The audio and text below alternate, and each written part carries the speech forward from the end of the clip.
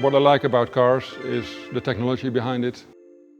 The fact that you could go anywhere with your Land Rover, I thought that appealed to me. My name is Daan. I work at Red Bull Advanced Technologies as a design engineer on the RB17.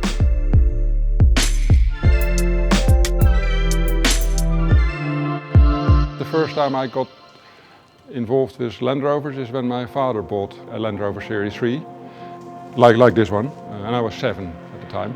We went on holiday around Europe, exploring the world basically, and I like that. What attracted me about a Land Rover, I think that the fact that my father had this car, that got my mind rolling, and the shape, it's a shape that a 4-year-old could draw. It's a Series 3, which is an iconic shape. It has the recessed grille, which is good for fitting the winch, and it's got a split screen. How I came to own it, I was about 15 at the time, and I started looking at how much would it cost me to buy one.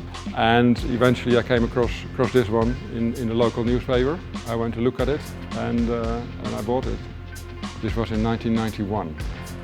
When I bought it, sort of refurbished it enough to get it running.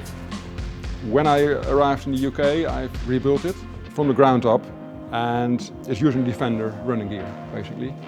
So I wanted the Defender because it's more competitive off-road, but I wanted to keep the shape of the Series 3. I have always had an interest in off-roading, that's why I've got it. That was always the aim. I built this car to compete in the Rainforest Challenge in Malaysia.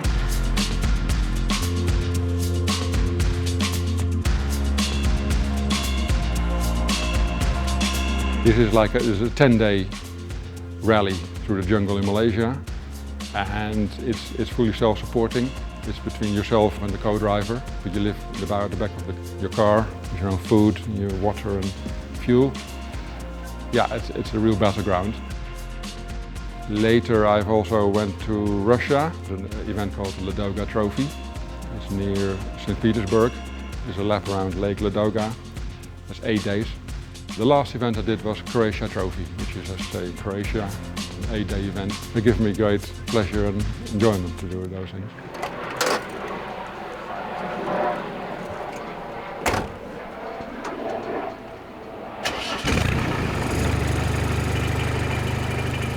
I've owned it for a very long time. I don't think I will sell it. I've owned it 34 years now, and I'm hoping to inspire my 6-year-old boy, because he loves his cars. And maybe do an event together.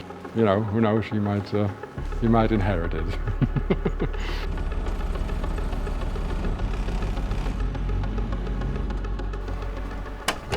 So you can see here the spare wheel. Yeah. But you see in front of the spare wheel, you've got 2 20-litre jerrycans. So you've got full engine power for the winch, brutally strong. So you know, you've got no winch motors burning out or flat batteries or anything like that. This just keeps going all day.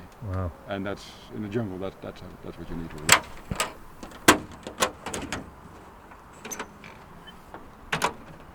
Very simple. It's not tuned either. It's a Discovery automatic. It's the last engine that Land Rover did that did not need electronics to run. So yes, Land Rovers are obviously completely different as well. Formula One. You're looking for the same things. You look for lower weight, lower center of gravity, things like that. And if you compare it to Formula One, you've got a set of regulations for these events, and you basically your job is to build a car that is the best possible outcome for this event. That essentially is no different from F1. I mean, the RB17 is a fantastic project. A lot of people involved, a lot of electronics, all the tech you can think of. I compare that to my Land Rover, and it's probably the lowest tech car in the road you can still find. There's no electronics to run this, and so it's a polar opposite of RB17. But I like both.